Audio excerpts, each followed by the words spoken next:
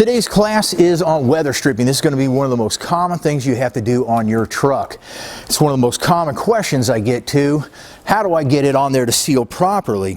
And what I find is that most people just put the wrong seal on the wrong door, and I think the reason being is that if you look at this at face value, when this is clipped in here like that, that looks good, it looks proper off, but it's not going to be thick enough to take care of the gap and give you a proper seal.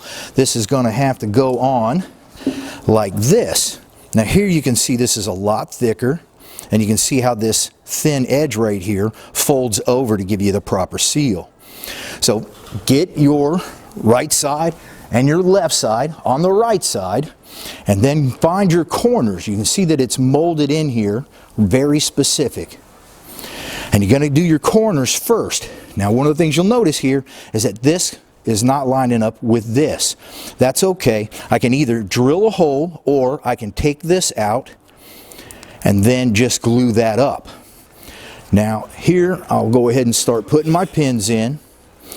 It's a good idea to drill those out and make sure the pins will fit in easy. Sometimes they won't fit in easy, and you can just use the butt of a hammer to go ahead and press them in nice and even. I'll go ahead and I'll put these pins in all the way around. I'll make sure that everything's fitting properly, and then I'll go ahead and go back and I'll glue it.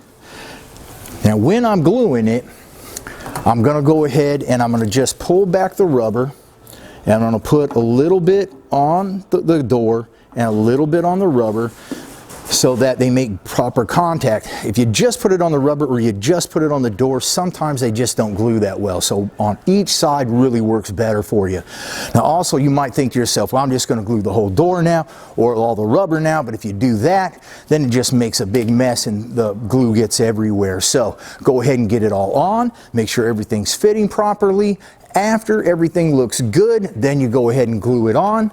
Shut your door, leave it shut for a few days, especially in the sun, and what that'll do is help mold in the rubber into certain areas like this right here, because when the rubber's new, it'll kind of make the door puff out a little bit, but in the heat and the sun, it'll mold in and you'll get a really nice seal, nice quiet ride. Anyway, you make sure you check us out on Facebook, Instagram, and subscribe to the YouTube channel, because I'm doing these every day so you can get on the road safely.